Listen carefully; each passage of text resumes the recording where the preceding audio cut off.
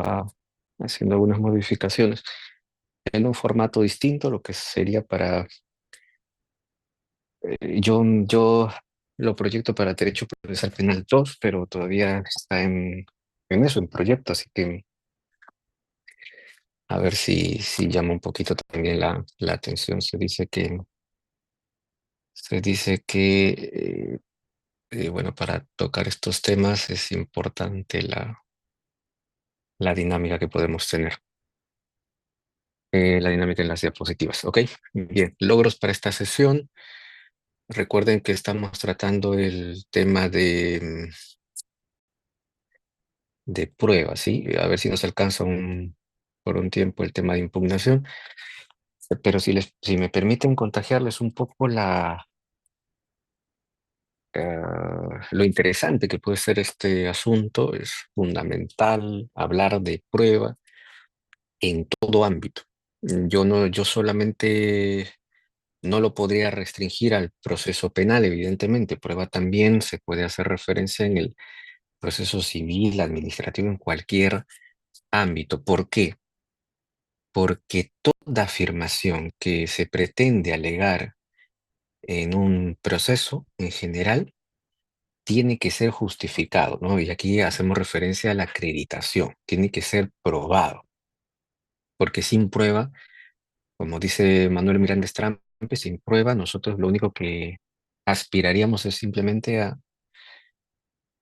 meros chismes. Las afirmaciones sin una base objetiva que la respalde, es decir, sin pruebas, son eso, sospechas, chismes.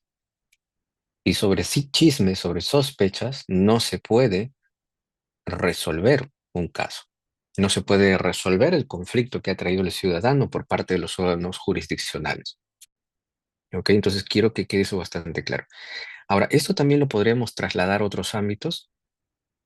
Fíjense, hace poco tuve la ocasión de compartir en Guatemala con un gran amigo que es Gabriel Righetti y que me tocó a mí exponer la parte de cómo los medios de comunicación ofrecían una perspectiva de lo que vendría a ser una noticia judicial.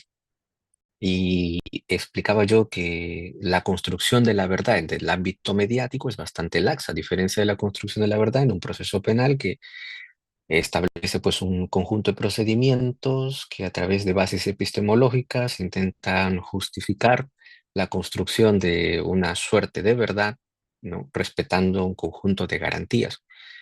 Y todo ese cúmulo de garantías, pues evidentemente no están presentes al momento de la construcción de la noticia judicial, la del ámbito periodístico. Entonces él me comenta que si hablamos de verdad en el ámbito del proceso de formación de la noticia periodística, porque eso es lo que tendrían que buscar también en cierta manera los informadores, los comunicadores, em, hay que exigirles también un estándar probatorio que les permita a ellos decir, por lo menos aquí yo esto sí que lo puedo publicar. Porque si no tengo un estándar que justifique las afirmaciones que ellos van a realizar, entonces no estaríamos propiciando en los ciudadanos, a través de esa información, la formación de una opinión libre. Y ni podríamos generar lo que en la doctrina española se llama como pluralismo político. De hecho, nosotros como ciudadanos requerimos esa información, pero una información completa y mínimamente corroborada, de tal manera que nosotros sobre esa información completa y mínimamente corroborada podemos formar una opinión sobre el tema que se está comentando. Y cuando hablamos de corroborada, estamos diciendo en concreto que tiene que estar respaldada en elementos objetivos, y allí está precisamente la base epistemológica. Entonces, no solamente se puede aplicar al ámbito del proceso penal, sino también en el ámbito, por ejemplo, al momento de brindar. Ahora, yo a veces suelo hacer algunas bromas, solamente bromas, ninguna alusión personal, desde luego. A veces en las relaciones de pareja, cuando alguien dice, creo que lo conversamos también en clase, ¿no? No necesariamente de pareja, ¿no? Uno le mira al otro y le dice, ah, mira, tú eres así porque parece que quieres decir algo, al final no dices nada. Sí, sí, ya, pero ¿cómo llegas a concluir eso? ¿Es que acaso la prueba de la afirmación de que tú quieres decirme algo, pero al final no me lo dices, ¿Es concluyente? ¿Se puede determinar o no? ¿O solamente lo que puedes alcanzar es a preguntar a la otra persona si eso ocurre o no ocurre así? Es que hay afirmaciones que nosotros podemos basarlas en la intuición y las tomamos por ciertas. Si ese tipo de criterios lo trasladamos al ámbito jurisdiccional, un juez podría también pensar que, bueno, parece que ha querido decir algo y que se quiere retratar o se quiere confundir, quiere adecuar las cosas, entonces yo considero que esa persona está mintiendo. Entonces, hablar sobre prueba en verdad es algo muy fuerte, es algo de lo que podemos decir constituye uno de los elementos esenciales de los procesos y sobre todo el proceso penal. Y recuerden esto, nosotros lo hemos visto anteriormente en Procesal Penal uno, decíamos que el proceso penal no viene a ser sino al final una disputa entre dos posiciones, la posición del fiscal y la posición de la defensa. Cada quien tiene su versión. Los hechos ocurrieron de una sola manera, pero fíjense ya, hay dos posiciones respecto de algo que habría ocurrido de una forma en concreta. Por eso es que se dice, y lo vamos a ver más adelante, que lo que se prueba no son estrictamente hechos, porque los hechos son únicos. Lo que ocurrió, ocurrió de una sola forma, en un momento concreto y en una situación, en un espacio geográfico específico. Entonces, ¿por qué al final en el proceso tenemos dos versiones? La versión del fiscal y la versión de la defensa diciendo que esto ocurrió. Entonces, lo que se prueba en concreto no es el hecho, sino las afirmaciones que realizan las partes sobre ese hecho. Lo que se prueba son afirmaciones. Y la fiscalía dirá, yo alego que esto ocurrió así. La defensa dirá, yo alego que esto ocurrió de otra manera. Y esas afirmaciones son las que se prueban. No estrictamente el hecho, sino las afirmaciones de los hechos. Entonces, si partimos de esa idea, la prueba es finalmente el sustento de lo que el juez va a decir, esto ocurrió, y acogerá la tesis de la fiscalía o acogerá la tesis de la defensa. ¿Pero sobre qué? Sobre prueba. Entonces, la prueba es uno de los elementos esenciales del proceso para que el juez al final pueda determinar el sentido de su resolución. Y si la prueba es tan importante, la gran pregunta que se hace, por ejemplo, Jordi Ferrer, que lo hemos tenido, como poner, hemos tenido el lujo de tenerlo, ¿por qué no ha sido debidamente desarrollado desde Carneluti, desde los profesores que escribieron las obras clásicas? De hecho, en los últimos 50 años, dice, recién ha empezado a tomar cierta fuerza el ámbito probatorio, ¿no? Y parece contradictorio, porque si decimos que al final el juez determina qué ocurrió y para llegar a esa conclusión lo hace en función de la prueba, entonces, ¿por qué la prueba no ha tenido tanta trascendencia en los estudios dogmáticos? Entonces, es una tarea pendiente que se tiene que realizar. Por eso, cuando nosotros hacemos referencia al sentido epistemológico de la prueba, cuando hacemos referencia al razonamiento probatorio, escapamos de lo que habitualmente se enseña en clase, ¿no? Por ejemplo, vamos a ver aquí conceptos muy básicos, conceptos de prueba, cuáles son los elementos de la prueba, las fases de la prueba, pero eso es algo que se ha enseñado, vamos a decirlo así, de manera muy formal durante toda la evolución del derecho procesal penal. Ahora importa desarrollar aspectos con un sentido epistemológico que nos permitirían ahondar en cosas eh, bastante importantes, que de cierta manera lo hemos adelantado en clase. Y con esto acabo la parte introductoria. Em, una vez más, haciendo referencia al sentido persuasivo de la prueba, eh, muy, muy vinculado con el ejemplo anterior, ¿no? Uno dice, ¿qué es lo que valora el juez? ¿No? ¿Por qué importa que el juez esté en contacto directo eh, con el testigo que está declarando, por ejemplo? ¿Eh? ¿Por qué por qué se exige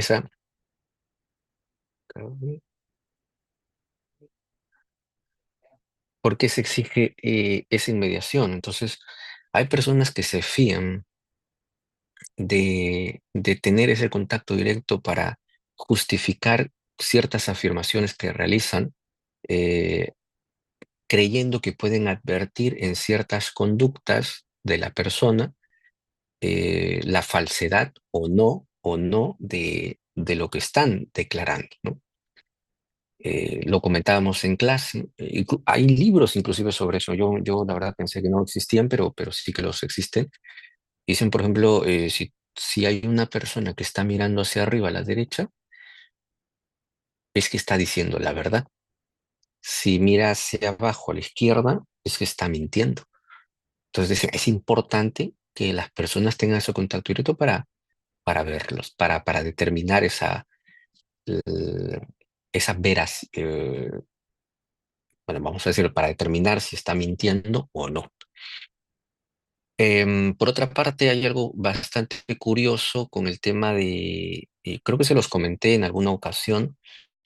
Miren, científicamente se ha demostrado que una persona con el paso del tiempo va olvidando las cosas, pero hay quienes juran y rejuran que tienen una memoria, dicen fotográfica, una memoria que les permite recordar todo, ¿no? Pero científicamente está probado que con el paso del tiempo se olvida esa información. Entonces llama mucho la atención que luego de 8 años de proceso, en etapa de investigación, etapa intermedia, estamos en juicio, llama mucho la atención que esa persona pueda declarar en juicio oral luego de 8 años con el lujo de detalles como lo hizo hace 8 años. ¿Podrían ustedes hacerlo de manera tan, pero tan precisa, tan minuciosa? Em, por ejemplo, cómo era la camisa, si era cuadros a colores, etcétera, o de la persona que presuntamente cometió un acto ilícito, no se olvida. Entonces llama mucho, como le digo, llama mucho la atención que en juicio oral tengan esa capacidad de retención, o es que no es así en realidad. Lo que ellos están declarando es, uno, podría estar vinculado con lo que se conoce la preparación de quien va a declarar. ¿Y cómo se prepara? Muchas veces el abogado o pues, en el eventual caso el fiscal le dice, mira, acá está tu declaración, esto es lo que has declarado hace 8 años. Muy bien, revísalo porque en función de eso vas a tener que declarar. Entonces ya no declara en función de los recuerdos, quedó perdiendo, sino declara en función de lo que en su momento brindó como información. Entonces ya propiamente no es en función de lo que originariamente ha podido captar a través de sus sentidos, sino es que lo está haciendo de acuerdo a un papel que ha recogido pues las impresiones de un primer momento. Por otra parte, yo también les comentaba que hay una suerte de sesgos. Por ejemplo, hay un caso que se citó en donde una persona dijo que el vehículo que finalmente atropelló a un sujeto iba entre 30 y 35 kilómetros, bueno, pongámosle así, no me recuerdo, ponle entre 50 y 55 kilómetros por hora. Y lo dice así con una firmeza y con una seguridad que en verdad es como que nadie le puede cuestionar. Y por allí alguien le pregunta, ¿y cómo tú estás seguro? Bueno, yo soy conductor hace 30 años, así que yo sí sé a qué velocidad iba. Pero cuando se hace la pericia, que ahí desconozco los términos propiamente, pero viendo el video se puede calcular la velocidad con ciertas fórmulas y pues resulta que no iba a la velocidad que alegaba esa persona que jura y rejura que por sus años de experiencia como conductor sabe la velocidad de un vehículo. Entonces, sobre eso que nosotros llevamos a juicio, sobre esos sesgos, sobre esas impresiones, sobre esa idea de que yo puedo determinar la verdad o no con el comportamiento de la persona, sobre eso es que se determina una sentencia. La pregunta es, ¿esos criterios realmente pueden constituir prueba? ¿Pueden justificar objetivamente el respaldo a las afirmaciones del fiscal o de la defensa? Entonces, en la forma de enseñar tradicionalmente estos tópicos, no se ha profundizado en estos criterios. Por ir respondiendo algunas cosas, em, ocurrió el año pasado, se celebró un juicio oral donde luego de 30 años se inició la declaración, claro, en propio juicio oral se inició la declaración de aquellas personas, pues que, claro, los hechos ocurrieron hace 30 años y por esas fechas los llamaron a declarar. Y luego de 30 años los llevan a juicio para que declaren. Entonces, estas personas al momento de declarar lo hacen en función de lo que recuerdan y, claro, pierden información de los hechos que pudieron haber percibido a través de la vista, que es uno de sus sentidos.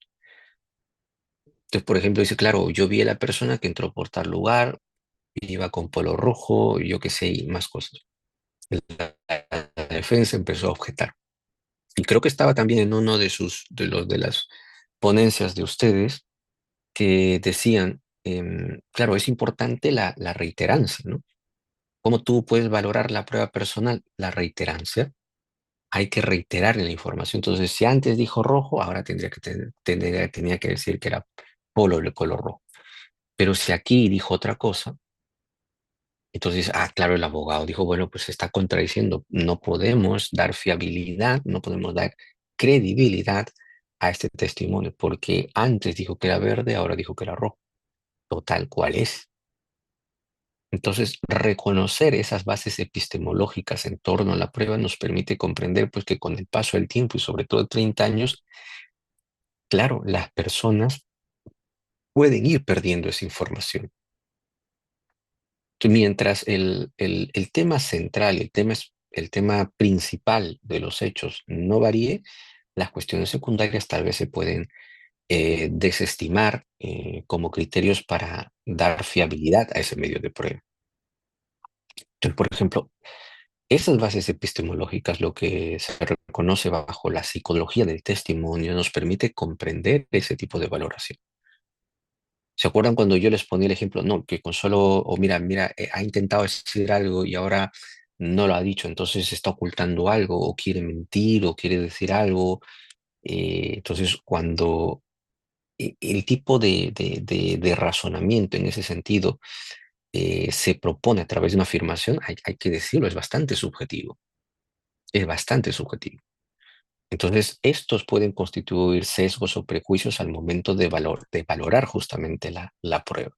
Y esto llevado al ámbito del proceso judicial puede ser muy peligroso, más aún cuando se juega la libertad de una persona. ¿Ok?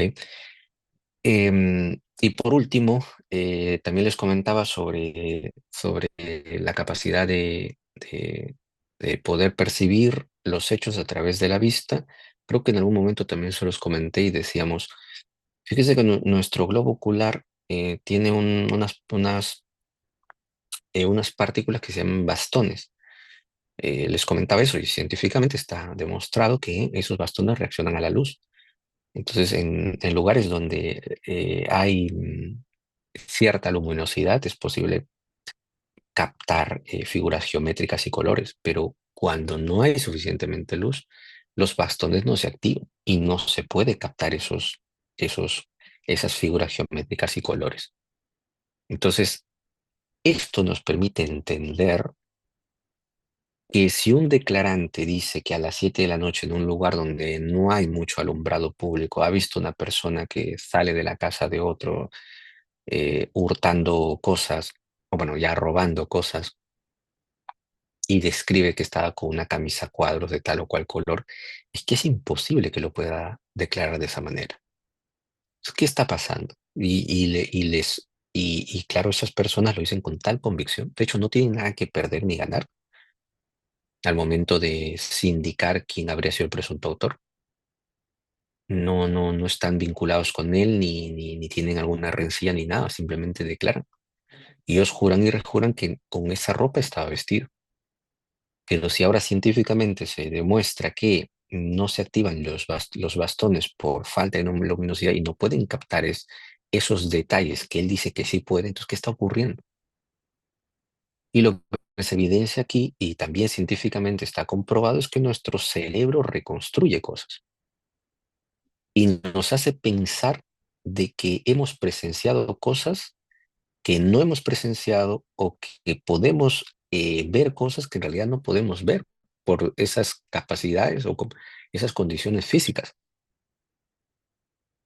También me parece que adelanté en alguna sesión un ejemplo donde un grupo de personas simula un hurto, pero adrede tenían, o sea, habían varias personas que participaban de esta suerte de experimento, o sea, conocían lo que iba a pasar, y había personas que, digamos, eran las víctimas, ¿no? El experimento. Y claro, al momento de la simulación del hurto, al momento de la simulación del hurto, estas personas estaban, por ejemplo, de espaldas.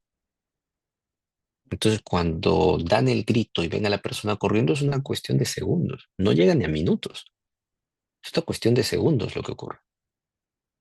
Y claro, no vieron lo que realmente ocurrió. A lo sumo, por el grito, voltearon y llegaron a percibir que una persona se está retirando. Pero entre ese momento que ha podido captar únicamente eh, la retirada, la fuga del presunto autor del hurto, es que las demás personas se acercan y empiezan a comentar, sí, sí, yo lo he visto, era un señor así, así, vestía vestía de esta manera, etcétera. Aun cuando inicialmente esa persona logró ver, por ejemplo, la vestimenta del que simulaba el hurto, con todo lo que decían las demás personas, al momento de declarar, declara no lo que inicialmente comentaba con esas personas, sino que se adecuaba a lo que todos los demás le decían. Entonces la mente en ese sentido es bastante compleja. Frente a vacíos, los llena, completa la información. Pero entonces, si estamos frente a ese tipo de pruebas, ¿cómo es que realmente la tenemos que valorar? Por eso, en uno de los trabajos aconsejaba que vayan un poco más allá, ¿no? Ya han comentado que la reiterancia, pero claro, la reiterancia es un elemento, sí, desde luego, pero advertían con la psicología del testimonio que se pueden cuestionar precisamente estas afirmaciones. Al final, ¿cómo vamos a exigirle al juez valorar un testimonio si precisamente a través de estas bases epistemológicas se puede cuestionar?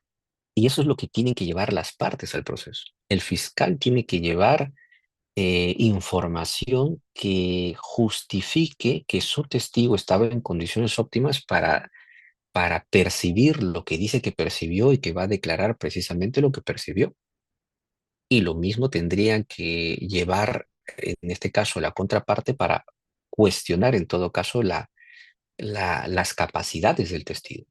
Para empezar, lo que habitualmente pasa es que el fiscal o la defensa llevan a su testigo y se centran en la declaración únicamente, no en las condiciones que han propiciado em, a que ese declarante perciba, ¿no? El contexto o la situación que luego afirmará que ha ocurrido. Eso es lo que nos ayuda precisamente a estudiar con mayor profundidad la prueba, ¿ok? Por eso es interesante. Y fíjense, estos criterios aparentemente son novedosos, se están empezando a introducir en la jurisprudencia. En la jurisprudencia peruana ya tenemos también algunos pronunciamientos que están reconociendo estos criterios y por tanto desestimando testimonios, entre otras cosas, o en todo caso permitiendo que los testimonios sí que puedan tener credibilidad, ¿no? Porque por el paso del tiempo evidentemente puede haber algún error.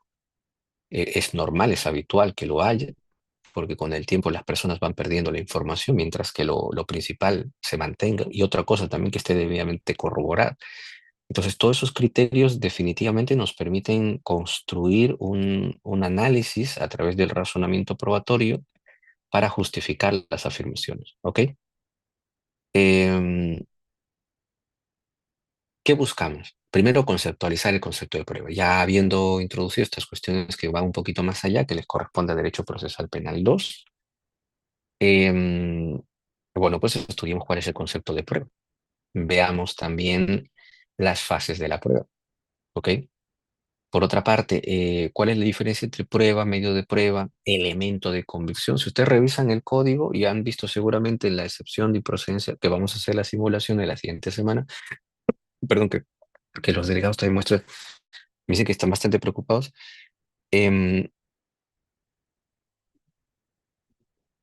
a ver, yo les voy a informar, pero aquí están encargadas tanto André y Jacqueline. ¿Qué pasó ahora?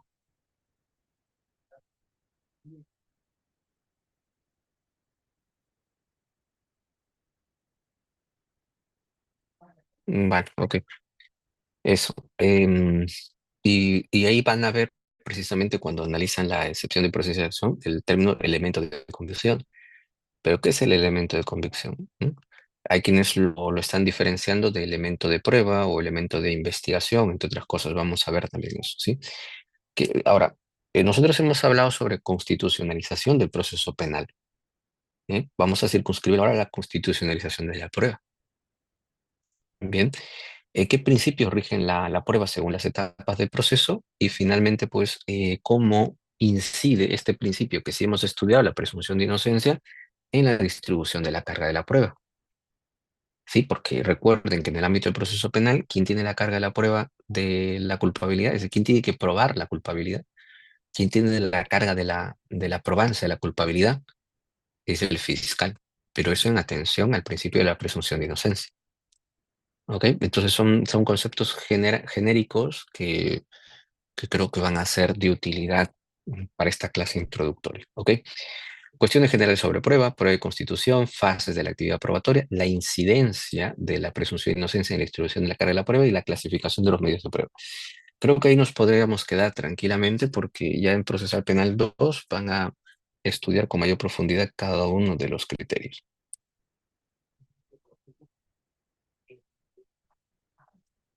Ya empezó.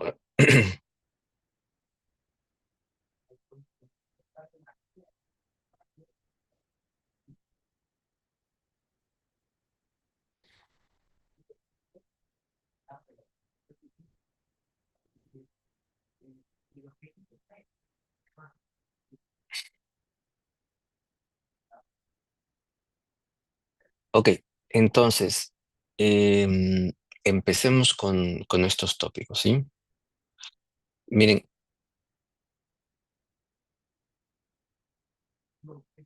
¿cómo, cómo determinamos la responsabilidad penal de una persona?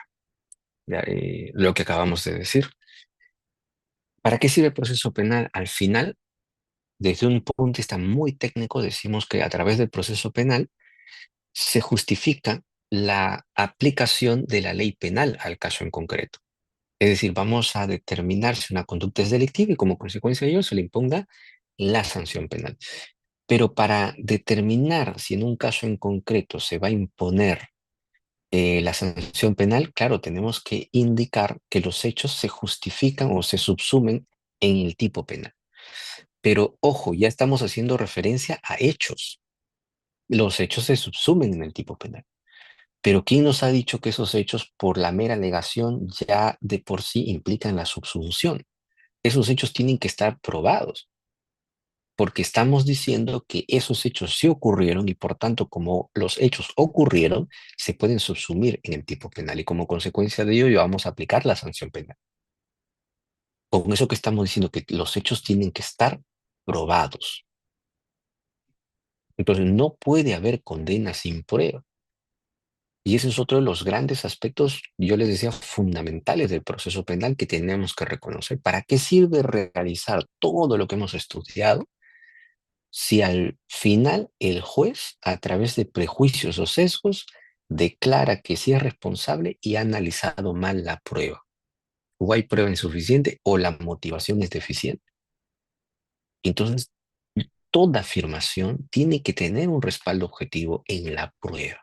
Y ahí vamos a hablar de prueba testimonial, prueba documental, prueba pericial, también lo que se denomina prueba real, y por ahí hay algunas variantes un poco extrañas, em, pero que desde estas bases es que nosotros tenemos que analizar y cuestionar. Entonces, si la prueba es tan importante, desde luego que su estudio también lo es. Y por eso ahí radica la importancia del tema que hoy vamos a abordar, que es la prueba. ¿Ok? Entonces, lo que primero tenemos que comprender es que la prueba, y lo vamos a encontrar en diversos textos, es una palabra polisémica. Es decir, tiene varias acepciones que de todas maneras se relacionan entre sí.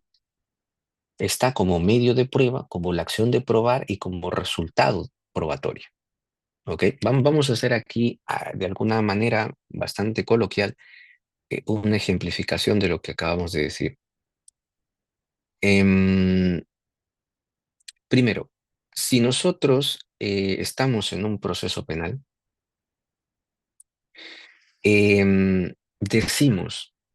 decimos, o bueno, vamos a poner el siguiente caso. Un bus, ustedes saben que a veces compiten con otros buses, pierden el control, se suben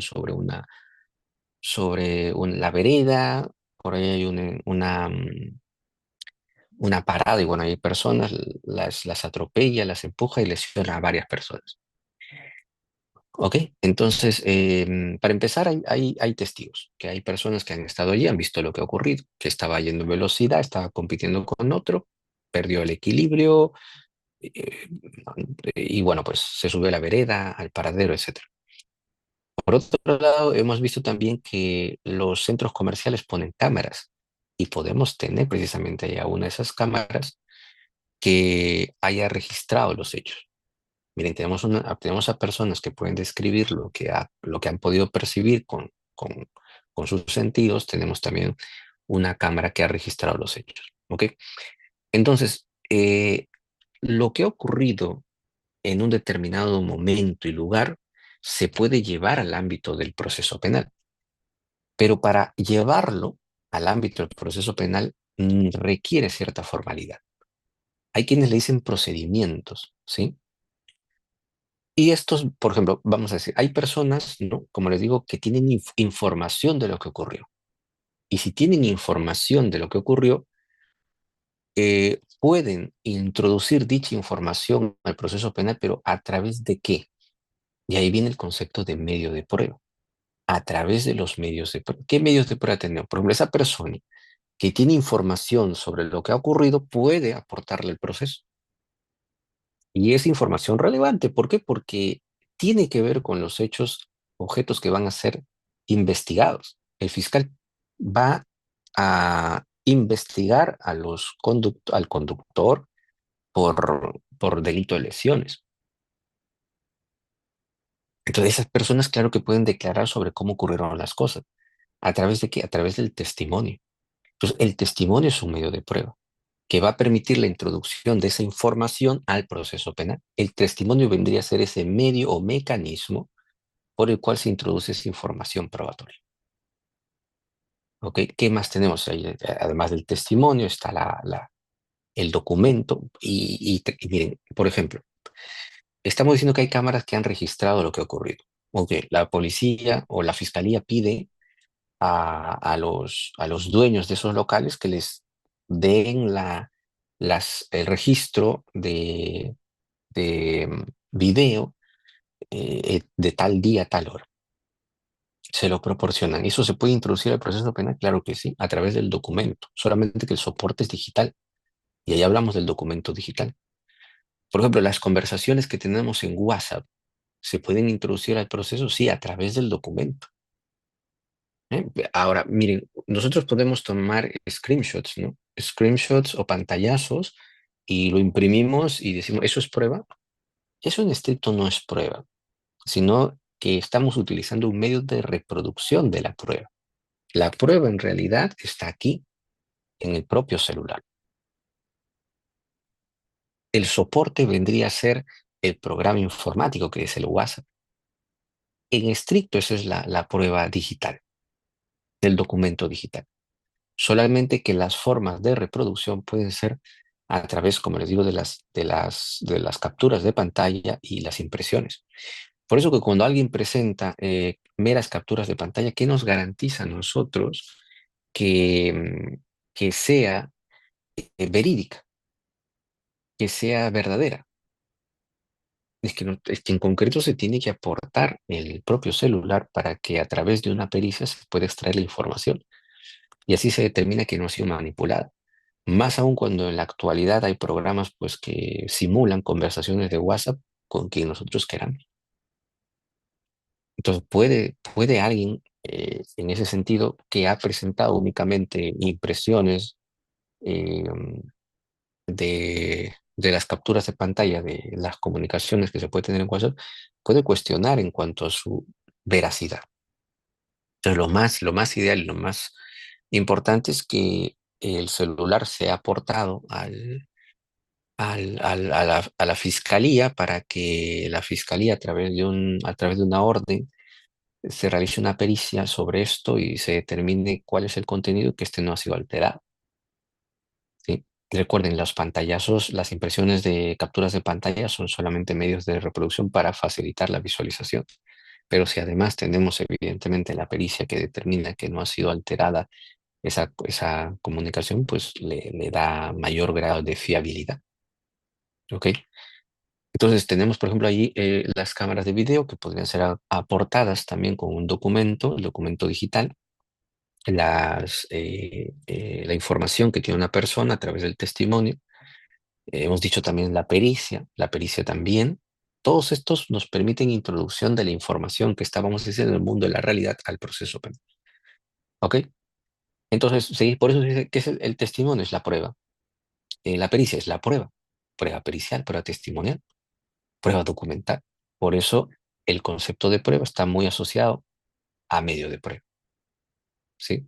Ahora, por otra parte, respecto a la acción de probar, vámonos a la etapa de juicio. Supongamos que el fiscal está interrogando a su testigo. Muchas veces se dice, el fiscal está probando que el sujeto es culpable. ¿Ven?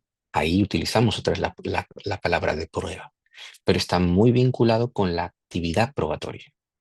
Está probando, está interrogando al testigo, está probando. La última acepción está muy vinculada con la valoración del juez, el resultado probatorio. Claro, porque miren, al momento de que el juez determina el sentido de su resolución, en la sentencia dice, eh, los hechos probados son estos, ¿no? Por tanto, habrá otros hechos que no están probados. ¿Y con qué se prueban estos hechos? Con estos medios de prueba. Por ejemplo, la fiscalía aporta esos medios de prueba y el juez ha considerado que con esos medios de prueba respalda la tesis incriminatoria del fiscal. Dice, claro, con estos medios de prueba, esto sí es prueba. Y por tanto, ¿lo otro qué es?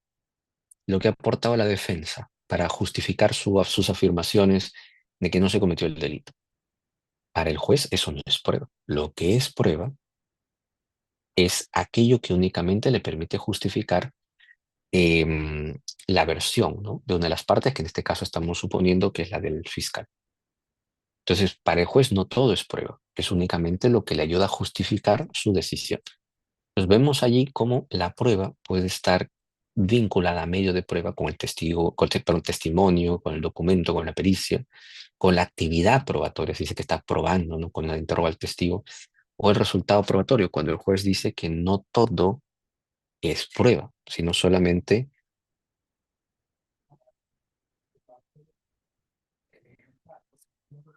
em, pues eso.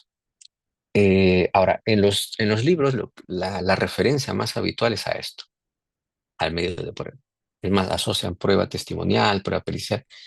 Em, por ahí también hay quienes dicen que no se puede asociar ambos conceptos, ¿no? Prueba testimonial, prueba pericial, y prefieren la denominación testimonio, pericia. ¿Ok?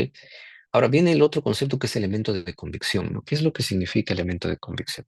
Es una, em, es un término que ha empleado el legislador procesal peruano, ¿no? ¿Y qué es lo que qué es lo que bueno, acá hay una explicación un poquito más, bueno, lo que acabamos de decir solamente está un poco más detallado, ¿qué son los elementos de convicción? Me gustaría explicar esto con más detalle, sí, pero creo que lo vamos a dejar para procesar penal 2. Lo único que, a ver, vamos a dejar en todo caso algunas ideas concretas. Miren, hay una posición, si se quiere, mayoritaria, que dice que los elementos de prueba son aquellos que están asociados a las etapas de la prueba. ¿Sí? Hay un procedimiento probatorio que implica etapas y los elementos de prueba están asociados a ese procedimiento probatorio. Entonces, hay una etapa inicial donde se propone la prueba, luego se admite la prueba. ¿Ok? Porque claro, la prueba hay que proponerla, se tiene que proponer la prueba. ¿Ok? Entonces, la primera etapa del procedimiento probatorio es la proposición de la prueba.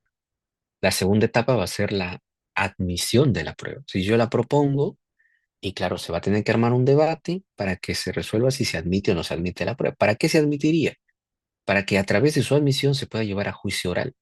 Y en juicio oral se practica la prueba y se valora la prueba. Y esa valoración, ahí cuando hablamos de razonamiento probatorio, de valoración probatoria a través de la valoración de la prueba, claro, se puede emitir una sentencia. Y en la sentencia se está recogiendo una posición. La posición incriminatoria y la posición de la defensa. Pero ¿por qué se escoge? ¿Por qué el juez escoge una de ellas? Porque considera que está probada. Entonces, antes de valorarla, se tiene que practicar la prueba. Y antes de practicarla, se tiene que haber admitido la prueba. Y para que se haya admitido, se tiene que proponer la prueba. La proposición como la admisión están en la etapa intermedia. Porque recuerden, cuando el fiscal presenta su acusación, ahí está incorporando o está proponiendo la prueba. Y luego aquí va a haber un debate de la prueba. Entonces ahí vamos a estudiar los principios. Por eso también cuando veamos las etapas del procedimiento probatorio, los estoy adelantando ahora, ahí vamos a ver cuáles son los criterios que se deben tener en cuenta. ¿Ok? Solo un segundo.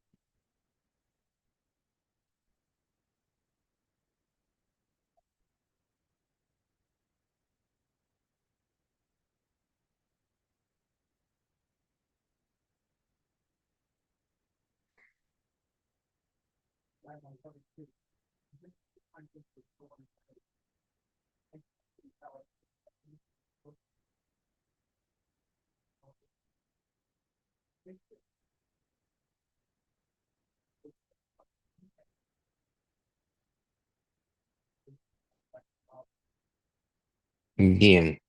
em, entonces, si esto es lo que se entiende por elementos de prueba, se contrapone al concepto de elemento de convicción, se dice. Porque los elementos de convicción estarían asociados únicamente a los actos de investigación. Los actos de investigación van a permitir recabar información. Esa información se conoce como elemento de convicción. Pero esos elementos de convicción, por ejemplo, yo a través de la toma de una declaración puedo recoger el testimonio de una persona. Ese testimonio es elemento de convicción porque te puede, por ejemplo, si he recogido en diligencias preliminares ese testimonio, em, me puede ayudar a mí en la formalización de la investigación. Al momento de yo emitir la disposición de formalización, tengo que justificar que hay elementos de prueba que me permitan razonablemente decir que los hechos han ocurrido y que por tanto voy a formalmente realizar la investigación. Pero para emitir esta disposición de formalización me tengo que basar en algo, que es en estos resultados. En la que ha tomado la declaración una persona que es testigo, bueno, tendré que decir, bajo el testimonio de la persona y otros elementos más, considero que hay elementos suficientes para considerar que el delito se ha cometido y que como corresponde voy a realizar una investigación. Para eso formalizo. Todos los elementos de convicción sirven para dar impulso, pero no permiten probar nada, dice. ¿Por qué? Porque la prueba se realiza en juicio oral. Entonces, recién este elemento de convicción, ese testimonio como elemento de convicción al momento de proponerlo, ya se convierte en elemento de prueba. Porque bajo ese testimonio es que se está proponiendo, luego se admite, luego se practica y luego se valora. Entonces hay una contraposición. Elemento de convicción no es prueba. Elemento de prueba, claro, implica que ese elemento ya forma parte de ese procedimiento probatorio. Entonces, durante mucho tiempo se ha contrapuesto ese concepto de elemento de convicción y elemento de prueba. ¿Ok? Pero, a ver, acá hay unos conceptos que no hacen otra cosa que recalcar lo que acabamos de decir, pero miren esto. Hay otra forma de explicar que en realidad los elementos de convicción eh, no pueden ser diferenciados de los elementos de prueba. ¿Ok? Recalquemos esto. Elementos de prueba decimos que son... A ver, bueno, vamos a un inicio.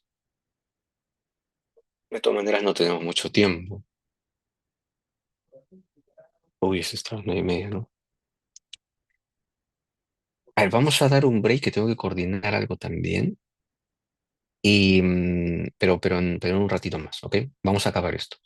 Miren, si nosotros nos centramos en las etapas del proceso, perdón, investigación preparatoria e etapa intermedia, o sea, investigación preparatoria en sentido amplio, ¿eh? Dentro está las diligencias preliminares y la investigación preparatoria formalizada. ¿Ok? Y tenemos la etapa intermedia y juicio oral. ¿Por qué lo vinculamos con elemento de prueba? Porque decíamos que elemento de prueba, bajo esa posición tradicional, se circunscribe al procedimiento probatorio. Y esto es desde la proposición, admisión, la práctica y la valoración. ¿Ok? Por tanto, el elemento de prueba estaría circunscrito acá. Bien, para eso no tenemos ningún inconveniente. Porque es la posición que adoptó por el legislador con esto que es el elemento de conversión. Pero hay una cosa que tenemos que adicionar. Entonces nos centramos en la investigación preparatoria. Acá está la etapa intermedia y juicio oral, ya lo hemos dicho. Entonces, mire, me parece interesante describirlo de esta forma, ¿eh? El medio de prueba, el medio de prueba vendría a ser el propio acto de investigación. Por ejemplo, un allanamiento es un acto de investigación. Eso es lo que vendría a ser un medio de investigación, una diligencia, un acto de investigación en general. ¿Ok? Por eso acá ponemos son los mecanismos legales dispuestos por el fiscal a fin de recolectar información relevante para el esclarecimiento de los hechos. Claro, el fiscal dispone los actos de investigación en tanto que están descritos en el Código Penal, por eso es que los puede ejecutar, los puede practicar. Entonces, el acto de investigación vendría a ser esto, el medio de investigación, que podría ser la toma de una declaración, un registro corporal, podría ser el allanamiento, las interceptaciones de las comunicaciones, la reconstrucción. Bueno, pues hay un montón de actos de investigación que se pueden realizar. ¿Ok? Ahora, producto del acto de investigación, vamos a obtener esto, el elemento de investigación, a secas. Es decir, por ejemplo, si un fiscal entra a tu casa y está buscando digamos, está investigando un presunto desbalance para justificar lavado de activos, entonces va a buscar los documentos contables que tengas. ¿Ok? En ese sentido, em, puede encontrar tu casa, porque le dijeron que te llevaste de contabilidad todos esos documentos contables, y bueno, allanan tu casa y encuentran esos documentos contables. ¿Sí? Entonces, el producto de la realización de este medio de investigación, entre paréntesis, el allanamiento, son esos documentos contables. Por eso son todos aquellos vestigios, datos, información en general obtenidos como consecuencia de la práctica de, ¿qué? De este medio de investigación. Entonces, los documentos contables precisamente serán los elementos de investigación, que es producto del acto de investigación, que es el allanamiento. ¿Ok? Pero aquí todavía no se han valorado, simplemente los hemos obtenido. Ahora, vayamos a otro punto dentro de este mismo escenario. El fiscal quiere pedir prisión preventiva porque ha advertido que tú te vas a fugar. Tú te vas a fugar. Entonces, como te vas a fugar, ustedes saben, los presupuestos, ya lo hemos estudiado, que es justamente, no, pues es prisión preventiva, ¿no? La audiencia que van a simular. Entonces, claro, ya saben los presupuestos de la prisión preventiva, ¿no? Primero, los fundados y graves elementos los fundados y graves elementos de convicción de qué, de que se ha cometido el delito. Se dice elementos de convicción. Entonces, ¿qué es lo que tiene que primero presentar la fiscalía? Tiene que presentar em, como afirmación, ¿no?, la posible comisión del delito. Y luego el peligro procesal, que es lo que veíamos, ¿no es cierto? Pero respecto al primer punto, ¿no?, la comisión del delito, pero no cualquier delito, es delito que se proyecta que la sanción penal va a ser mayor a 5 años, ¿ok? Pero tiene esos dos presupuestos, em, la posible comisión del delito y el peligrosismo procesal. Ojo, pero aquí teníamos documentos contables. ¿Qué tiene que hacer el fiscal entonces? Tiene que empezar a estudiar esos documentos contables. Se puede valer de una pericia, hay que analizarlo, etcétera. Pero allí ese elemento de investigación, que era lo que ha obtenido, al tener ese procedimiento de valoración, ya implica que el fiscal, para pedir prisión preventiva, le está dando un determinado peso probatorio a esto. A eso es lo que le llama elemento de convicción. Es decir, el fiscal ya no simplemente tiene los resultados del acto de investigación, sino que ahora le está dando un significado.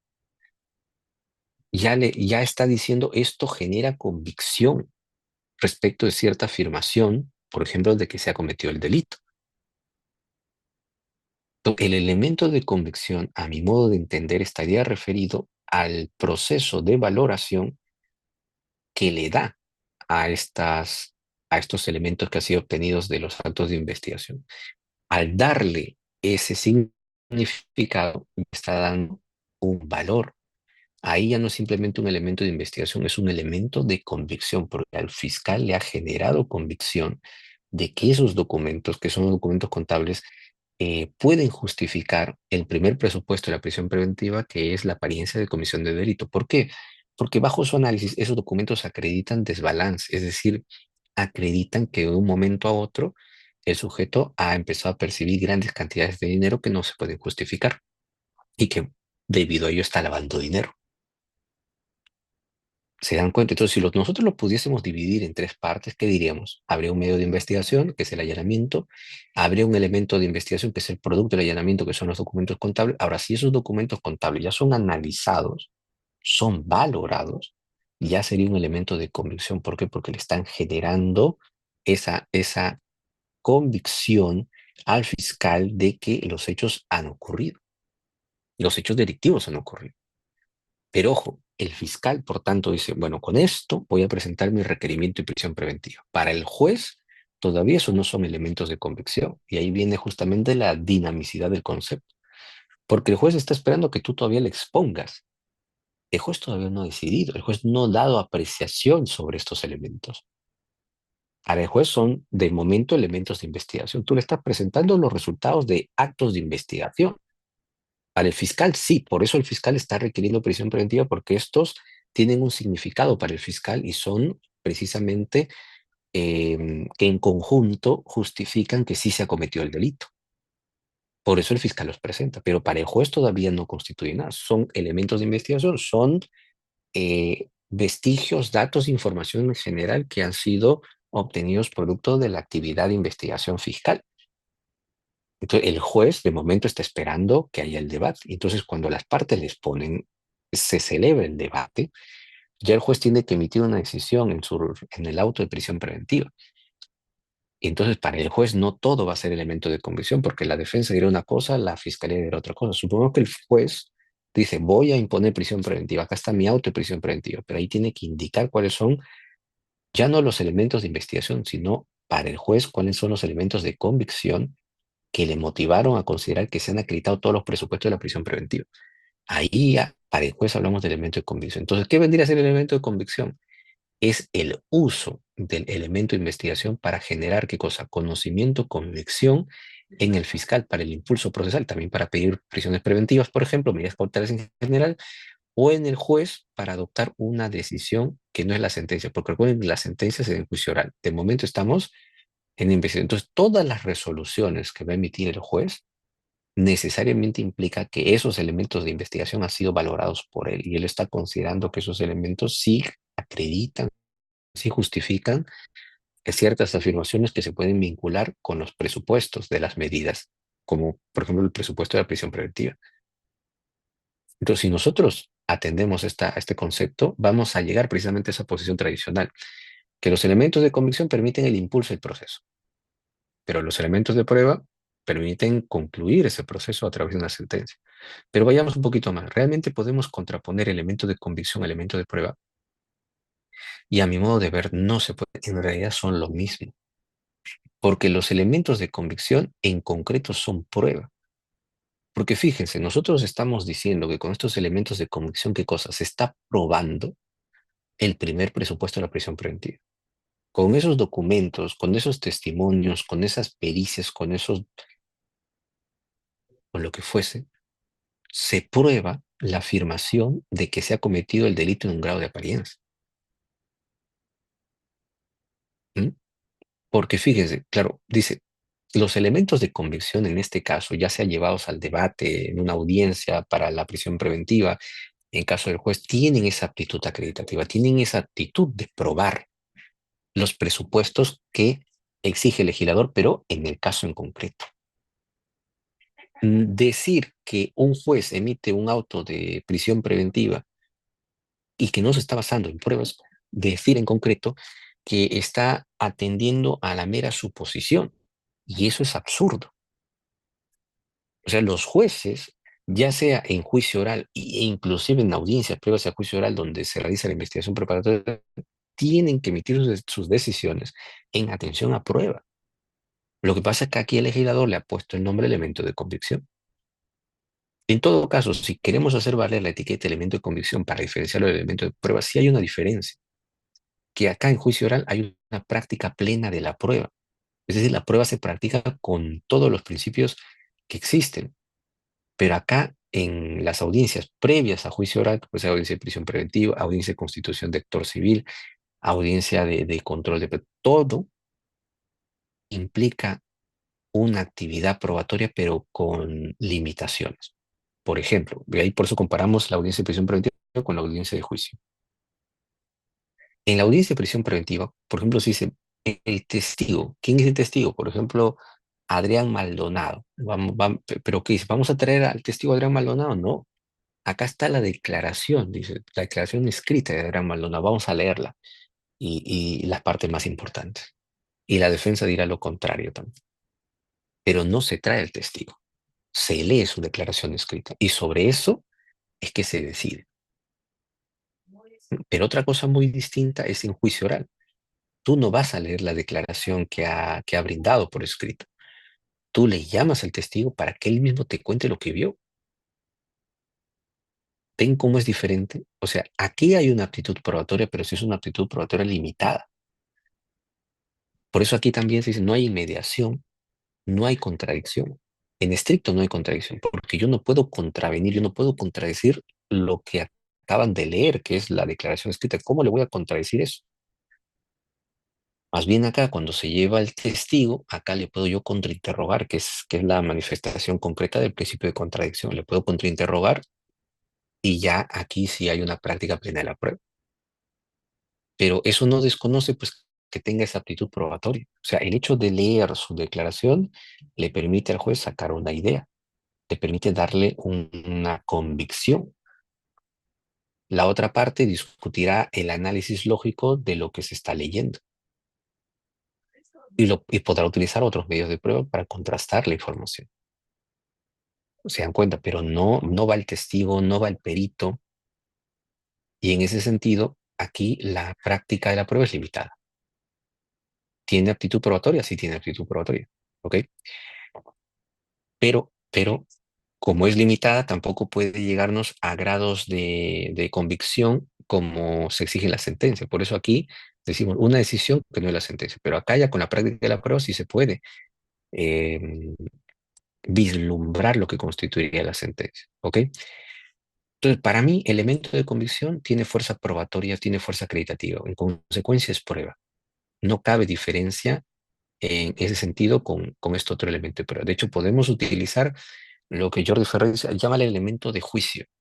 Acá es elemento de juicio, acá es elemento de juicio y ya está. Es un único nombre. ¿Para qué diferenciar? Pero si es que queremos atrevernos a decir hay una diferencia, claro que sí. Que acá en juicio oral hay una práctica plena de esos elementos de juicio y acá este elemento de juicio tiene una práctica limitada. ¿Se dan cuenta?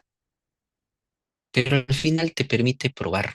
elemento de convicción es prueba, no hay que discutir más. ¿Por qué hacer esa distinción? Ok.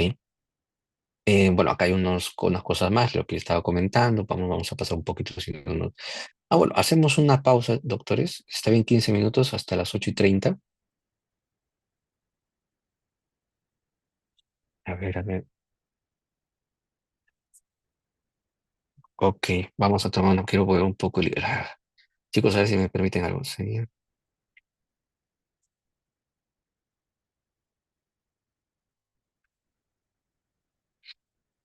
Ok.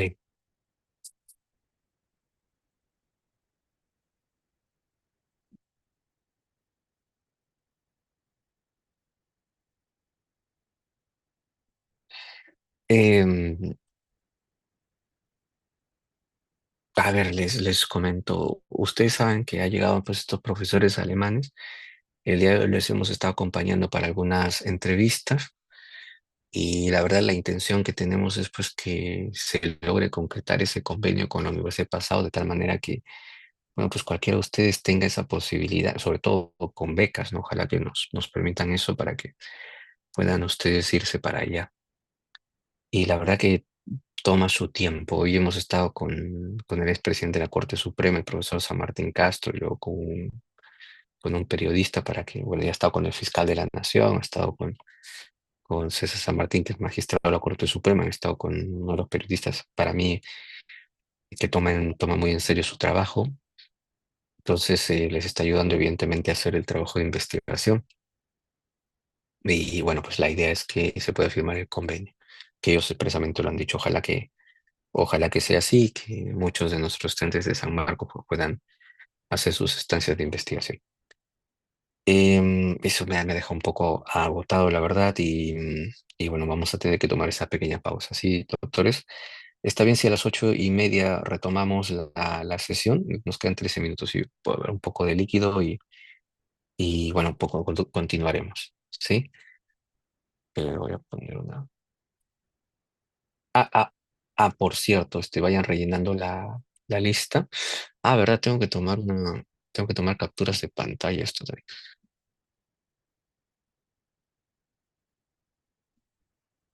Ok, listo, doctores. Nos vemos en un rato, ¿sí?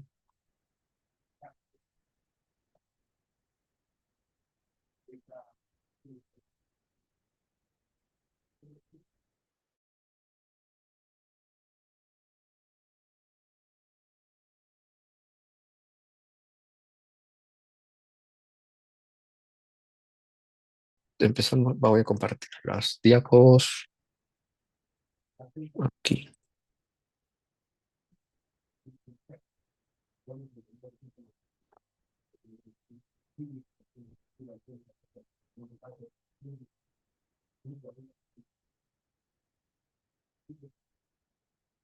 Ok. A ver, ¿se me escucha, chicos? ¿Alguien está por ahí? Sí, profesor, perfecto. Ok, gracias, Johan.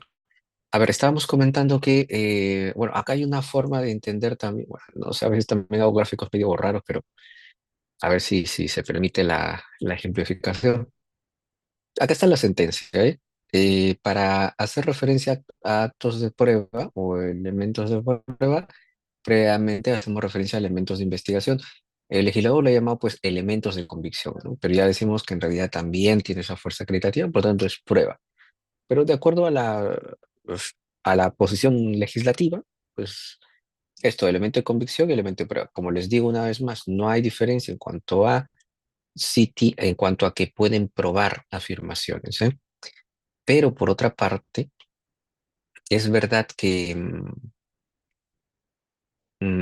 si queremos establecer una diferencia, estaría en que acá no hay una práctica plena de la prueba, casi, ¿ok?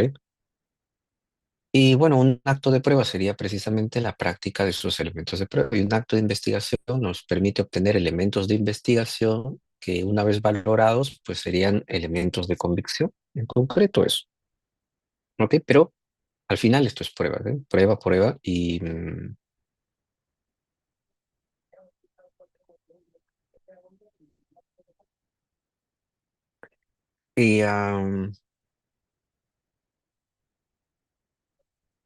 Y la única diferencia estaría en la aplicación, bueno, la práctica de la prueba, ¿no? Con ciertas limitaciones, ¿no? Bueno, esto un poquito que, bueno, acto investigado, acto de prueba, un poquito de profundización de esto. Ahora, como consecuencia, hay también quienes, desde una perspectiva muy formal, establecían diferencias entre prueba y acto de, o sea, acto de prueba y acto de investigación, pero en realidad no las habría, miren, por lo siguiente. Como acto de investigación, el fiscal durante la fase de investigación preparatoria, o en general, ¿no? Diría, tenemos tales cosas, necesitamos hacer una pericia. La pericia que implica que un experto, ¿no? Un experto en determinada área va a intervenir para que aquello que es difícil de analizar o explicar sea derivado a ese perito, que es una persona con conocimientos especiales. Entonces, ese perito hace un análisis, así en términos generales, porque hay distintos tipos de pericia, hace un análisis sobre lo que se le ha encargado y emite un informe, ¿no? Ese informe sería el informe pericial y hasta ahí acabaría su intervención en la etapa de investigación. Teniendo el informe pericial, el fiscal lo va a utilizar pues para formalizar la investigación, porque recuerden, con ese informe pericial podría concluir que sí se cometió el delito, entonces es un elemento que le ayuda para la formalización. Es un elemento también que le lo puede emplear para pedir prisión preventiva. Es un elemento también que lo puede pedir para la acusación y así. Pero cuando hablamos ya de la etapa de juicio oral, ahí se hablaría de acto de prueba y es esa misma pericia la que se lleva, ¿eh? Y se propone no solamente el informe pericial, sino también al propio perito. Y es el perito quien tiene que ir a declarar en juicio oral, ¿ok? Luego tenemos al testimonio. Uy, verdad, perdón. Entonces, perdón. A ver, eh,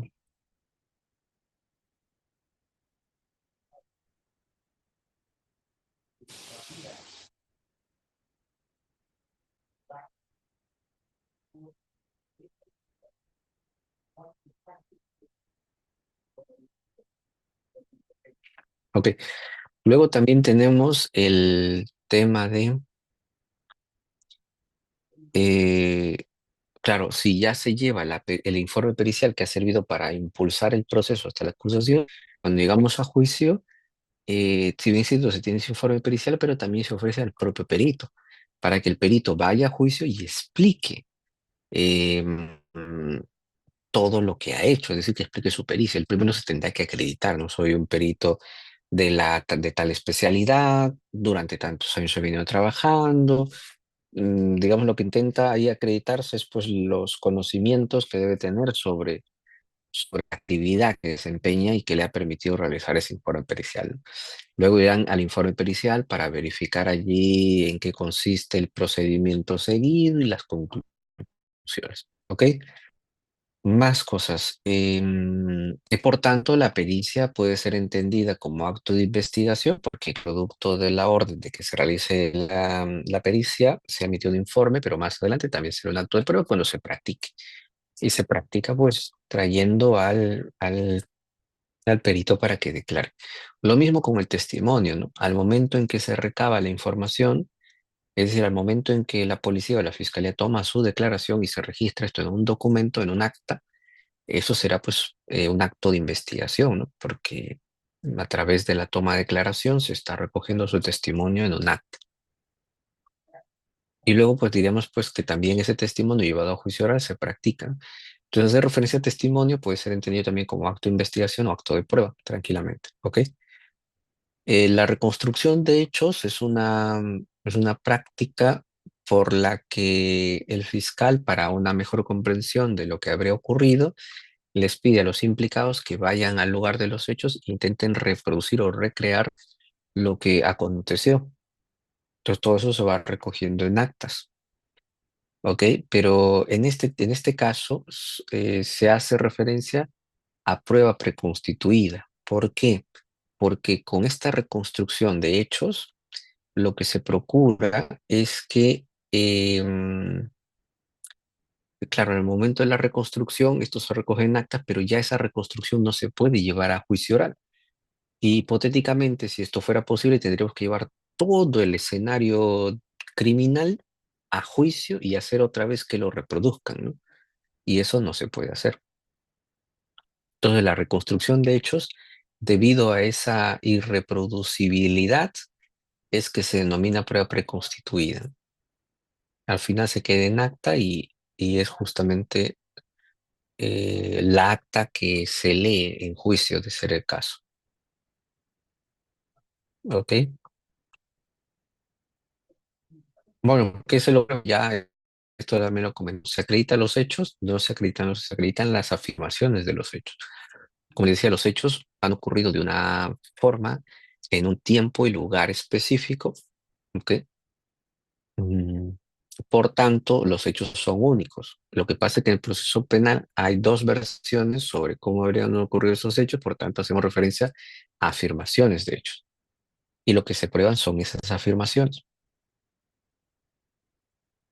Mm, Miren, cuando decimos objeto de prueba abstracto y en concreto, aquel objeto de prueba abstracto está haciendo referencia a lo que no requiere prueba, ¿no? Pero también es discutido, ¿ah? Podemos llevar a ciertas discusiones cada uno de estos puntos. Pero lo otro es actos de prueba en concreto, ¿no? Que es justamente lo que sí se tiene que probar. Veamos primero. Dicen las máximas de la experiencia. Esto, pues yo le digo, también es relativo. Una cosa es la motivación y se tiene que motivar las máximas de la experiencia, pero a veces se utiliza mal.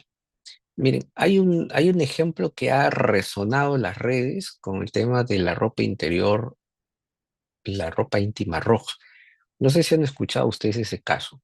Si alguien lo escuchó aquí, me comenta un poquito. Profesor, yo me acuerdo del caso. Sí, Johan, a ver, cuéntanos. Creo que fue un caso de violación en una provincia del sur del Perú, donde el tribunal termina fallando por la inocencia del imputado en razón de que la agraviada llevaba una prenda íntima roja y que eso, a su parecer, condicionaba o presuponía estaba consintiendo el acto sexual. Ujú. Ok, ok. A ver, vamos a detallar un poquito más. Resulta que en una pericia psicológica, em, la psicóloga había, no, perdón, una pericia, ahí ya me estoy, a ver, los años. Pero aquí hubo una pericia, o si mal no recuerdo, hubieron dos pericias, pero bueno, había una pericia que se centró y describió la prenda íntima con la que la víctima había ido pues a, me parece que una discoteca. Entonces, al momento de describir la prenda, decía pues que esto es una prenda de color rojo, que tenía blondas en los bordes y bueno, pues era una prenda que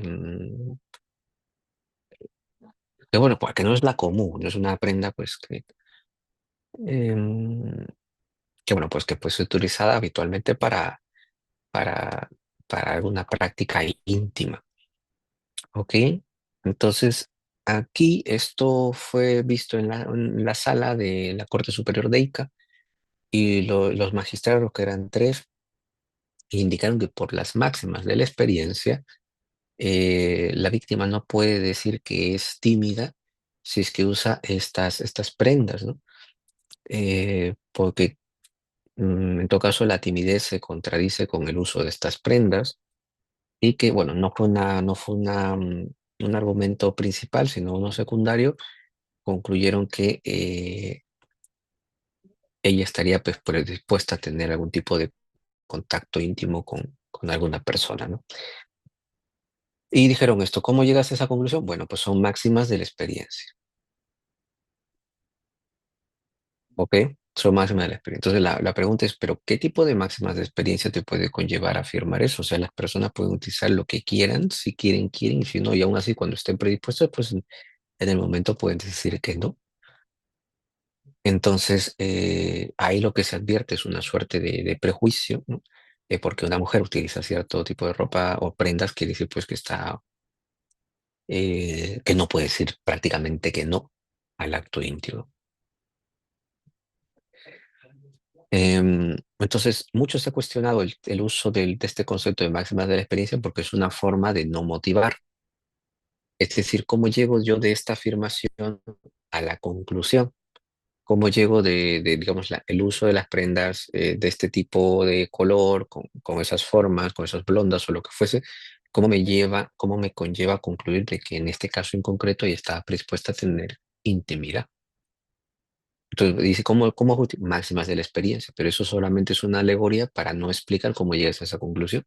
Porque si yo realmente quisiese hacer referencia a una máxima de la experiencia, estoy diciendo que producto de varios sucesos de los que yo he podido presenciar, evidenciar, experimentar, ¿no? De varios casos en concreto, pues yo considero que existe una regla y esa regla es pues lo que justifica la máxima de la experiencia de que en este caso ocurre lo mismo.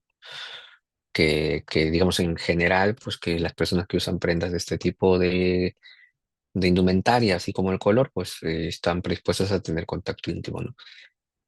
Pero claro, la resolución en ninguna parte pues se justificó esa máxima de la experiencia. ¿De dónde sacan esa experiencia? Pues que me muestren algo, ¿no? Porque si no es, yo puedo decir por la máxima de la experiencia, tal persona aquí está acostumbrada a copiar, ¿no?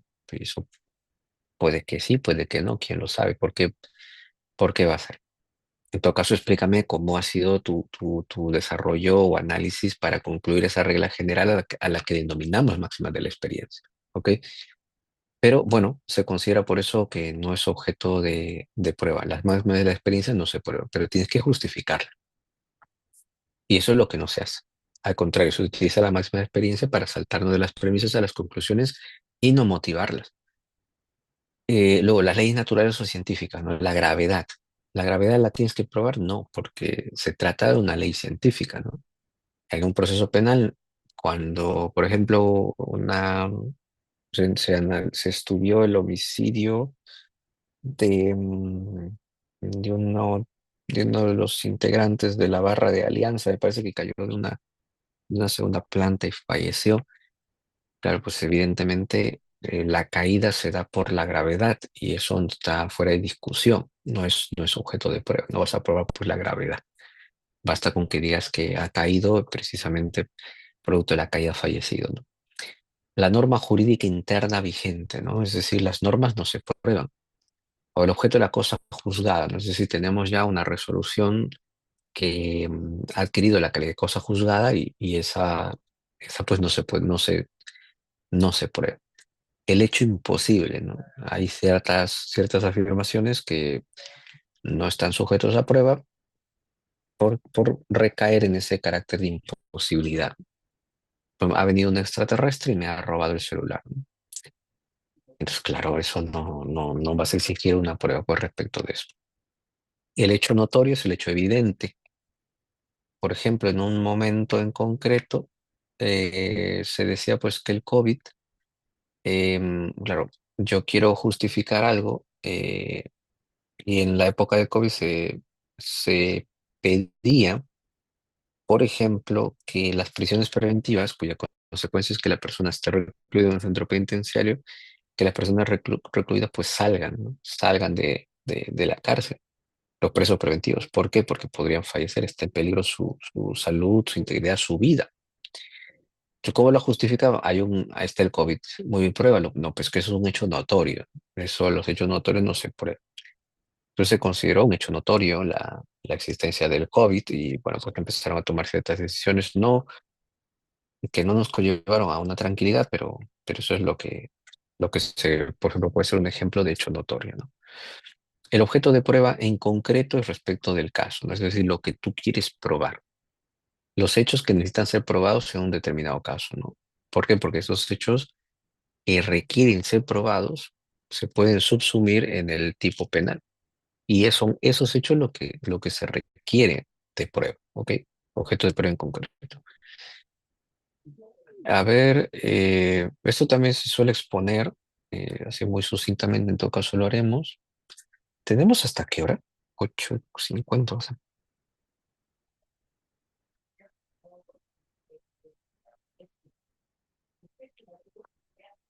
Chicos, ¿les parece si cerramos a las 9?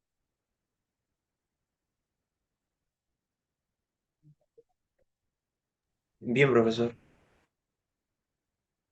Ok, ok. Em, y de ahí conversaremos un poquito sobre las simulaciones, ¿ok? Bien, entonces tenemos aquí algunos conceptos vinculados a fuente de prueba, que es de donde proviene, ¿no? La prueba. El elemento de prueba, es decir, el dato obtenido de la fuente. El medio de prueba lo hemos permitido, lo hemos explicado, ¿no? Tocas el instrumento, es el medio, es el procedimiento por el cual introducimos información al proceso penal y órgano de prueba, ¿no? Ahora vamos a detallar. Fuente de prueba, por ejemplo, aquí la escena criminal, ¿no? De la escena criminal nosotros podemos extraer, pues, el cadáver, los medios por los que se realizó la conducta homicida, ¿no? Etcétera. Entonces, fuente de prueba sería la escena criminal. El elemento es lo que se obtiene precisamente, ¿no? Bueno, por ejemplo, acá los restos de piel hallados en las uñas de la víctima. Se suele pensar que las personas que han sido violentadas y han tenido como consecuencia la muerte se intentan defender y a veces logran arañar, logran sacar mm, hebras del cabello, ¿no? O pedazos de piel, por ejemplo. Entonces hay restos de material biológico en las uñas. Entonces se puede examinar precisamente eso. Entonces ahí vamos a tener esos restos, vendría a ser pues el elemento que va a ser objeto de análisis, ¿no? Los medios de prueba ya lo dijimos, ¿no? Si hay una persona que quiere decir algo, testimonio. El testimonio es el medio de prueba que permite la introducción de esa información al proceso. Em, También el documento, ¿no? El documento por ejemplo, eh,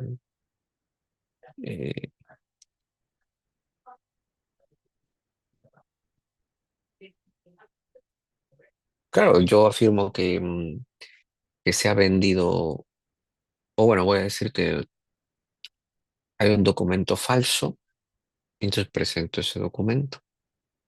Ok. Los órganos de prueba, pero los órganos de prueba son en estricto la fuente de prueba, solamente que representados en personas. El órgano de prueba, por tanto, va a ser la propia persona. Es decir, cuando una persona declara, es fuente de prueba. Pero claro, hay una precisión, o sea, es fuente de prueba. El órgano de prueba es una fuente de prueba, solamente que hace referencia al órgano de prueba a la persona. ¿Ok? Bueno, acá hay unas cosas adicionales. A ver, yo me quedaría con esto, y esto podría ser lo último que quiero exponer, la actividad probatoria, ¿no? ¿Se acuerdan que decimos proposición, admisión, actuación y valoración de la prueba? ¿Ok? Entonces, la proposición y la admisión sería en la etapa intermedia. Todo lo que se ha propuesto y lo que se ha admitido, luego se tiene que practicar y valorar. Eso se da en la etapa intermedia y esto en juicio. En juicio se actúa o practica, ¿ok? Ahora, ¿quiénes son los sujetos legitimados? Los sujetos procesales son los que proponen la prueba, o que son los que proponen. Es acá el fiscal, a través de la acusación, propone la prueba. Pero cuando contesta la defensa es dicha acusación, también va a proponer la prueba. Luego hay un debate. Debate sí, y claro, el debate también va a llegar al aspecto probatorio. Las partes tienen que discutir si los medios de prueba que han ofrecido cumplen con los criterios o presupuestos para su admisión. ¿Y quién determina la admisión? El juez de investigación preparatoria en etapa intermedia. ¿Ok? Ya luego, pasando a la juicio oral, todo lo admitido se va a practicar. ¿Quiénes la practican? Los sujetos procesales. Es decir, se ha admitido el testimonio de tal persona, muy bien. ¿Quién le ha propuesto? La propuesta tal, muy bien. Tú vas a empezar con el interrogatorio. Y la otra parte, el contra. Entonces son las partes, los sujetos procesales, los que practican la prueba. ¿Y quién le está valorando? Le está valorando el juez penal, el juez de juicio. ¿Ok? Bien. Pues acá desarrollamos ya un poquito más algunas otras cosas, principios de cada una de las etapas, pero como les digo, esto es solamente una sesión de, de entrada, pero ni siquiera hemos llegado a la etapa a la impugnación, más adelante lo van a ver con detenimiento, ¿sí? Hay mucha discusión. Por ejemplo, acá está el tema de los estándares de prueba que explicó Jordi Ferrer. Bueno, pues ahí tengo algunos detalles. No sé si llevamos procesar penal 2 el siguiente año. Hay muchas decisiones, la verdad, que tomar. Me gustaría todavía tener un poquito más de tiempo para estudiar mejor estos conceptos y ofrecer una propuesta. Me parece que lo que habitualmente estamos estudiando aquí está muy vinculado ya a aspectos que están dejando de ser debidamente atendidos. Es muy buena la especialización. Y por eso les comentaba que el máster en razonamiento probatorio, pues que dirigen Jordi Ferri y Carmen Vázquez, es bastante, pero bastante ilustrativo. Nos da a entender pues que nos falta un montón, que hay muchos temas en discusión, que aun cuando están en discusión, pues se pide a un juez que tenga todos esos conocimientos y capacidades para decidir. Entonces le pedimos decidir a un juez aquello que nosotros estamos debatiendo aún. Entonces, desde luego, pues que los jueces tienen que estar más preparados que las propias partes, ¿no? Y a veces ocurre lo distinto. Ok, doctores, entonces vamos a dejarlo allí. Bueno, acá hay también otras cosas respecto de la actividad probatoria, algunos casos, bueno, creo que me da un poquito, pero bueno, ya lo veremos más adelante. Bueno, este tema de la prueba de hechos ya también lo vimos con la prisión preventiva. Hay varias cosas que hemos adelantado, es propio de la dinámica entre procesal penal uno y procesal penal 2. ¿Ok? Bien, chicos, lo vamos a dejar ahí entonces. Por si están interesados, los profesores alemanes van a tocar otro tema vinculado a la prensa en la inteligencia artificial y en las redes sociales el día de mañana en posgrado en San Marcos a las 8:30. Ok, bien chicos, con eso estamos concluyendo. Muchas gracias por su atención. Nos vemos la siguiente semana. Hay algunos interrogantes sobre la preparación. A ver, yo estoy conversando con Jacqueline y Andrea, que son los que van a preparar, y me dicen que creo que para mañana está programado. A ver, la idea, a ver, les explico. La idea de la preparación gira en torno bueno, lo están, a ver, yo he aceptado la propuesta que me han elaborado, en este caso estoy permitiendo que hagan la propuesta tanto Jacqueline como Andrea, eh, para que, digamos, si van a ustedes a hacer las simulaciones entre jueves y viernes, pues apuntan a que sea lo más reciente la capacitación. Sí, entonces ahí ya tienen las fechas programadas, se va a hacer la capacitación de tal forma que para el jueves y viernes pues se puede hacer la sesión, ¿ok? Hay puntos que yo tengo que informar, les voy a alcanzar unos cuadros de distribución de grupos y los horarios de intervención, ¿sí? En líneas generales va a ser de la siguiente manera, ¿ok? Como va a ser un tema de simulación de audiencia y prisión preventiva, ya hemos estudiado en qué consiste la prisión preventiva en clase, hemos estudiado los presupuestos y eso es lo que tienen que justificar.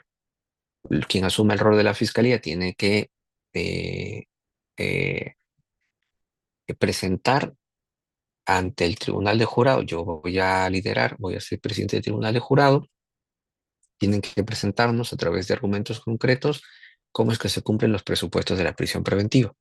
La defensa basta que desacredite algunos de esos presupuestos para que esa pretensión cautelar de la fiscalía pues sea desestimada. Sí, pero eso a través de los argumentos que vayan ustedes presentando lo determinaremos. Entonces habrá alegatos por parte de la fiscalía 7 minutos, por parte de la defensa otros 7 y luego de réplica 3 y 3 minutos. ¿Sí? En promedio cada grupo, o cada simulación, porque implica la intervención de dos grupos, durará aproximadamente 20 minutos. ¿Ok? Eso en líneas generales. Ahora, la idea es que se les comparta las pautas precisamente en la capacitación. Les van a decir cómo van a construir, pero cómo van a construir los alegatos, cómo van a construir también las réplicas en función del caso que se les va a compartir. ¿Ok? Daniel. Buenas noches, doctor. ¿Me escucha? No. Ah, pues sí, Eh, sí, ahora sí, ahora sí, ahora sí. ¿Se me escucha? Ya. Sí, sí, ahora sí. Ya, buenas noches, doctor. Sí, mire, la consulta acerca de los compañeros sobre la simulación. Una acreditación algo mínima, ¿no? Solamente por un tema de formalidad y luego ya los argumentos, ¿sí? Nos vamos a centrar mucho en los argumentos. O sea, tanta minuciosidad con los detalles respecto a la audiencia, no. Ok. Y bueno, solamente eso es. Entonces, si eso es riguroso, yo creo que no.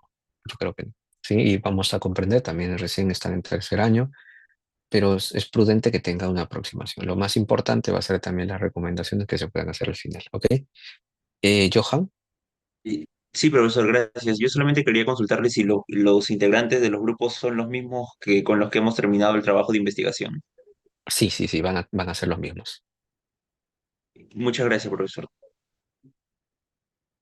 Sí, desde luego, seguramente van a estar bastante saturados, y lo voy a comprender. Yo creo que he sido muy paciente y muy comprensivo durante todo este ciclo. Cada vez que ustedes me han pedido algo, yo he escuchado a los delegados, lo hemos conversado, y lo mismo va a ser acá. No quiero tiempo. Cuando ustedes pedían ahí una aclaración y allí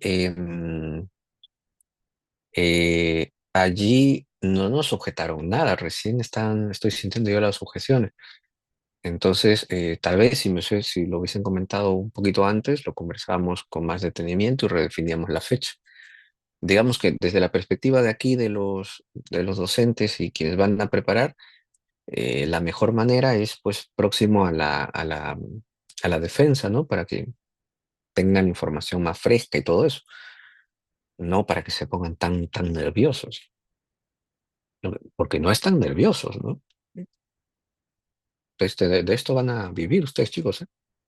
Por si acaso. Además, yo les tengo mucha fe. Han expuesto bastante bien. Es un poquito similar, eso solamente que ahora les vamos a poner un escenario donde un tercero va a participar y va a dar sus opiniones a ver qué tan bien lo hicieron en cuanto a la elaboración de argumentos. Solamente eso. ¿Ok? Dayana. Buenas noches, profesor. Tomando en cuenta que mencionó los grupos son los mismos que de la exposición, en mi grupo somos 3 integrantes. No sé si esa cantidad es óptima para la simulación o cómo se podría pues, ver ese tema. mm, a ver, a ver, sí, la idea era que fueran todos los grupos de cinco, ¿no? Y menos nos ayuda más. Pero si son seis, ahí, bueno, pues, bueno, yo diría que se nos ha escapado. Yo no sé por qué han formado grupos de seis. No, no, somos Em, 3, disculpa, 3 integrantes. Mejor, pues, porque, por ejemplo, dos exponen y uno hace réplica. En el caso Ah, sí, eh, claro, el caso de que sean, por ejemplo, cuatro, dos dan el alegato o tres dan sí. el de 7 minutos y Lo decimos que no por diferencia de cantidades, porque la mayoría de grupos, por no decir todos, tiene 6 integrantes. Y bueno, el grupo en que estoy sí, solo pero somos es tres. que, es que esa no era la idea, pues, esa no era la idea. Ok, Esa ok, no era la gracias. idea. Pero como les digo, bueno, pues ya está hecho y sobre el camino, más que problemas, yo creo que podríamos aceptar recomendaciones. Pero pues, si son tres nada más, la idea no era que haya tres, pues si hay seis en un grupo, han tenido que formar ahí los cinco. Entonces, son cosas que van a ir surgiendo. Pero claro, si son tres, entonces podría ser que dos expongan y uno hace la réplica. Ahora, si son seis, que no, que no lo hemos previsto así, bueno, pues podría ser que tres exponen y no, pues serían es que ya ven cómo se complica un poquito eso. Yo voy a trasladar esto a Jacqueline y a Andrea para el momento de la preparación para que se defina un poquito más eso, la distribución de roles. ¿Ok? Claro, aceptamos sugerencias, ¿no? No, no todos son problemas. Ah, entonces, se podría reducir a grupos de 5 personas o 4 incluso. No sé cómo le podrían. No, no, no, no. Los grupos se quedan como están. Los grupos se quedan como están, ¿sí? Los grupos, para no generar más problemas ni nada por el estilo. Los grupos se quedan, o sea, cada integrante se queda en su grupo y lo único que vamos en todo caso a discutir es cómo va a ser la participación, ¿sí? Pero de tres me queda clarísimo, es un poco más sencillo. Son dos los que exponen y uno que hace la réplica, ¿ok? Pero cuando son seis, ¿cómo garantizamos que los seis participen? Por eso, en principio, lo que hacíamos antes era tres intervienen en la oralización en la primera y los otros dos en la réplica, así muy, muy chiquito nada más. O la recomendación tal vez más importante y la que yo voy a tener en cuenta es si la fiscalía al momento de oralizar su requerimiento de prisión preventiva eh, dice vamos a estar anotando, ¿no? Dicen tres argumentos, claro, la defensa debe estar muy atenta, identificar esos tres argumentos y contestarlos, ¿ok? Desde la perspectiva de la defensa, claro, tenemos que desacreditar los presupuestos y si allí hay argumentos, pues habrá que contradecir esos argumentos. Lo que habitualmente pasa es que la fiscalía dice algo y la defensa tiene su propio alegato, y bueno, pues puede decir cualquier cosa, pero no contesta a la fiscalía, no dice otras cosas, dispara para otro lado y no contesta, no contradice a la fiscalía. ¿Ok? Entonces hay que ver eso también. Cuando se le da la réplica es para, si la fiscalía, por ejemplo, ha visto menoscabado, o sea, si la fiscalía sostiene algo y luego la defensa contesta, em, claro, la fiscalía podría advertir que sus primeros argumentos hayan sido en alguna manera desvirtuados. Por eso se da la réplica. Centremos en la réplica el descargo de aquellos argumentos que permitan en todo caso la reconsideración de los argumentos eh, originarios, ¿sí? Y luego pues la otra réplica de la defensa. Y así quiero ver un poquito esa hilación de debate. Aime, Buenas noches, profesor. ¿Se me logra escuchar? sí. Bien. Profesor, em, este mood, bueno, que es una simulación en sí, desde mi punto de vista, requiere bastante, no bastante, pero o sea, sí requiere su nivel de preparación. Es primero conocer el caso, Ujú. segundo, como usted bien dice, armar la defensa y estar preparados para cualquier tipo de contingencia. Entonces, em, honestamente no considero y tampoco me gustaría tener una actuación, no lo sé, una actuación que no se dé o no esté acorde a las circunstancias. Me voy al hecho de que no creo tener el tiempo suficiente como para prepararme, especialmente porque esta semana, y sin exagerar, varios, si no es que una buena cantidad de compañeros míos, incluyéndome, tenemos más de 4 o 5 exámenes finales, y especialmente porque el día sábado, o sea, mañana, lo suspendieron y lo cambiaron hasta virtual, y hay compañeros que tenían 2 finales, y eso se les ha acumulado para la siguiente semana. Entonces, entiendo, y de hecho es una muy buena idea el tema de la simulación, porque nos ayuda de todas formas a practicar las técnicas de litigación oral. Muy, muy, muy, muy interesante. Sin embargo, profesor, honestamente no considero que estemos como con el tiempo suficiente como para prepararnos y dar una muy buena presentación. Implementación, como le digo, requiere por lo menos de conocer el caso, de estudiar el caso y de prepararse con un poco más de anticipación. En ese sentido, sí le podría plantear o le pregunto si es que sería posible sustituir esta calificación de alguna u otra forma con la calificación de la sustentación del trabajo de investigación. Trabajo para el cual, por cierto, también lo hemos realizado, pero eso sí, ¿no? Con anticipación y de igual forma para la sustentación también nos hemos preparado porque también sabíamos qué fecha caía. Entonces, nada, le manifiesto ello y bueno. Y ya, no voy a duplicar notas. Ya, no voy a duplicar notas. Primer punto. Segundo, podría considerar en todo caso, a ver, pero se están adelantando también a los hechos. Veamos las sesiones de capacitación, van a ver que los casos no son complejos. No les vamos a dar esos casos que simulan, se preparan para los concursos, ¿no? Eso requiere más preparación, evidentemente. No vamos a hacer, no, no los han visto, ya están tirándose al piso. Y yo les digo, comprendo lo que ustedes me dicen. Yo no voy a poner un estándar muy elevado para algo que ahora, como ustedes me están comentando y lo están diciendo bastante bien, bueno, pues están con ciertos temores fundados, pero veamos el caso, veamos la preparación, ¿ok? Yo quiero escuchar cómo construyen los argumentos. No va a ser tan exhaustivo, no va a ser tan exigente. No va a ser un caso pues como los que suelen llegar pues, de 200 páginas o algo así. Entonces quiero que guarden la calma, ¿sí? Les pido la calma, les pido y yo voy a ser bastante comprensivo. Quien va a poner aquí la nota soy yo. Si la otra vez pedía apoyo ahí de los asistentes es porque ellos les han orientado. Además, ellos conocen también los temas de investigación. Quien va a poner aquí la nota soy yo. Ok, yo voy a tener todo eso en consideración. Otra cosa más, está bien que me lo digan a mí, porque soy yo quien toma las decisiones. Ok, porque pienso yo que tal vez, pienso, no sé si será así, pero a veces ocurre, yo también he sido delegado muchas veces, que hay un cargamontón con los delegados diciendo, dile, dile, dile, dile. Pero ¿por qué no pueden decirlo usted? No, porque es delegado. No es así. Delegado está para garantizar la comunicación, para coordinar algunas cosas, para permitirme entender cuál es la situación de ustedes. Y eso es lo que hemos venido intentando hacer, pero no está nada mal que ustedes también lo manifiesten directamente, es la idea.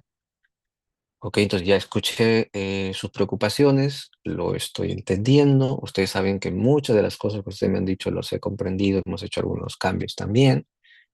Han tenido preocupación de si terminamos el curso o no, ya han visto que sí, hemos tocado también temas de otro. Entonces, una vez más, yo digo con calma, tranquilos, no se trata de establecer estándares altos. Lo que sí es que me sirve un poquito esto para, en todo caso, el siguiente año ponerlo con un poco más de días de anticipación.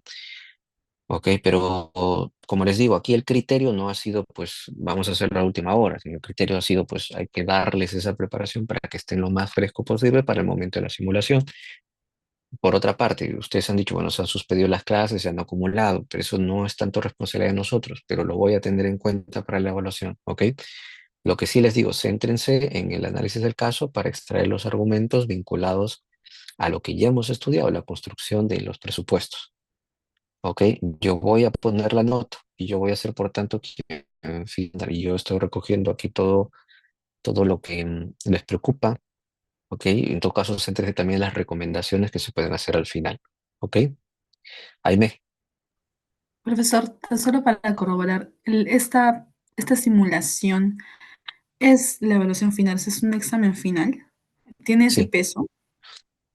sí, está en el documento que les Claro, compartí y también lo he sí, hecho sí, sí, varias veces. No sé, a ver, ¿por qué sí.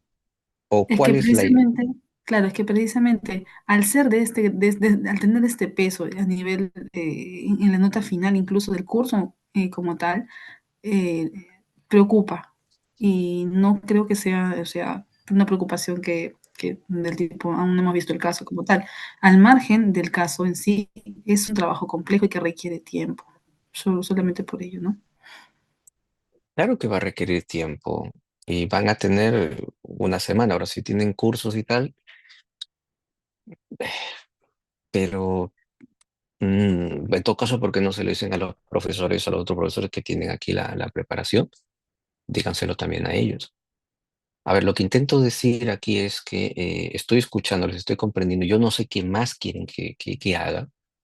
Es que no puedo hacer más. O sea, yo no puedo duplicar notas. No lo voy a hacer.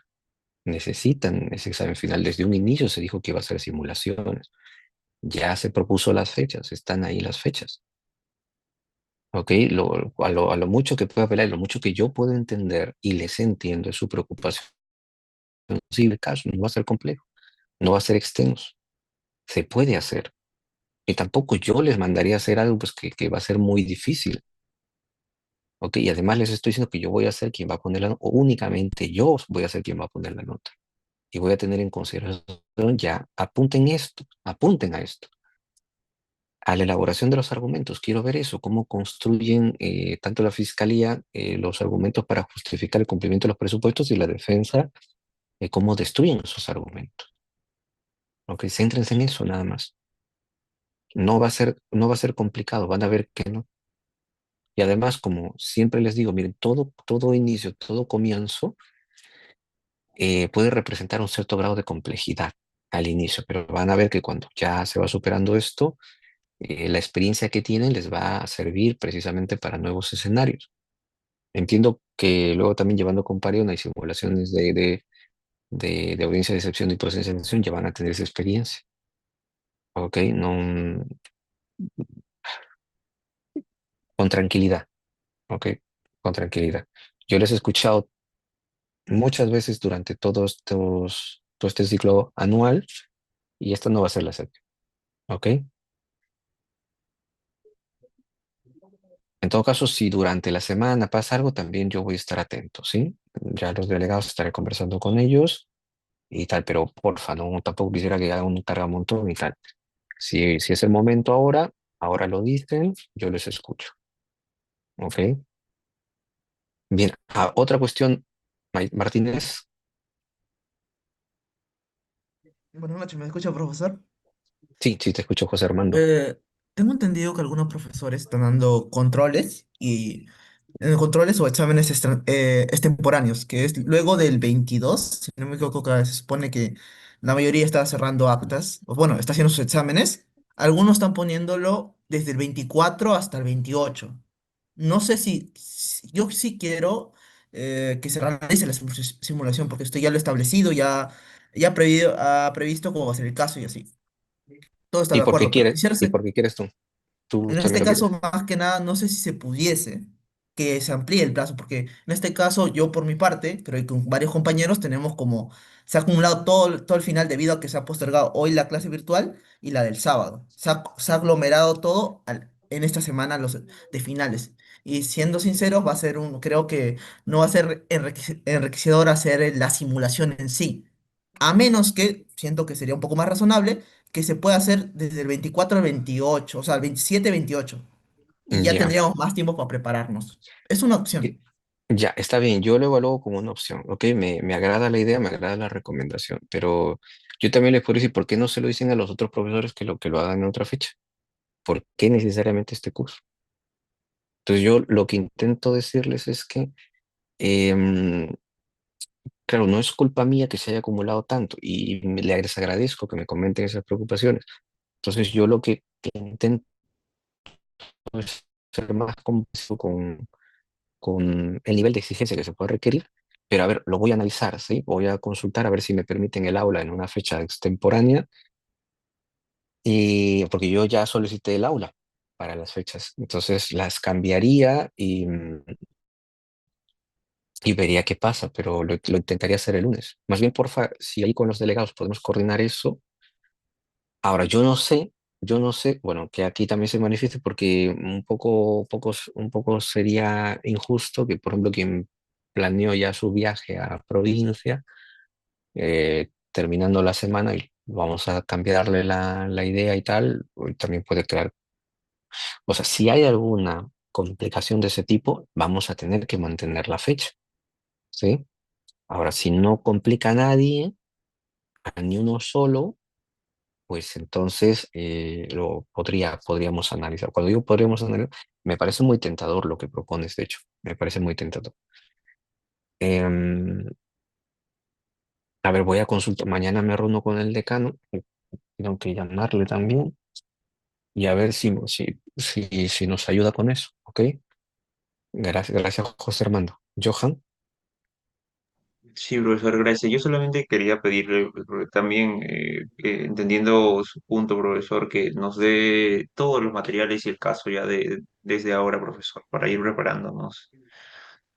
Creo que es el material que necesitamos justamente para tratar de hacer un trabajo bien pulido, porque lo hemos pedido desde la semana pasada y no hemos tenido mayor comunicado por parte de su grupo de asistentes. Y quisiéramos en verdad tener ya el material desde ahora para ir trabajando, esculpiendo lo que se va a presentar, ¿no? Porque estoy de acuerdo con lo que dice Aimé, es un trabajo que representa la nota final y por ello necesita un rigor, necesita de una categoría de peso y por eso ello necesita tiempo y preparación, doctor. Por eso, por favor, si pudiera liberar ya los archivos del caso para los grupos y los lineamientos del trabajo. ya el caso ya está. Voy a llamar ahora a los asistentes y se los comparto hoy mismo, ¿ok? Gracias, doctor. Ya.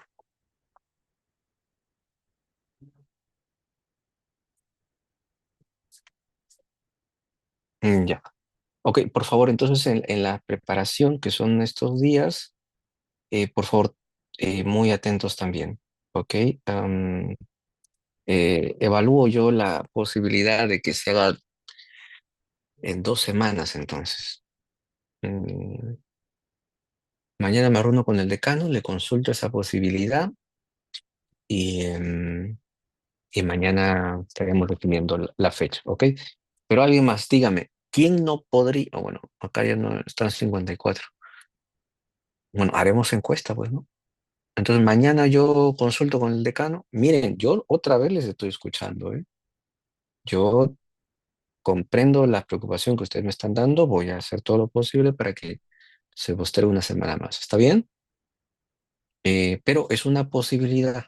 No estoy diciendo que vaya a ser así. Entonces, puede ser que el decano diga, bueno, no se puede porque ya no van a estar las aulas, o yo qué sé. Pero voy a hacer todo lo posible.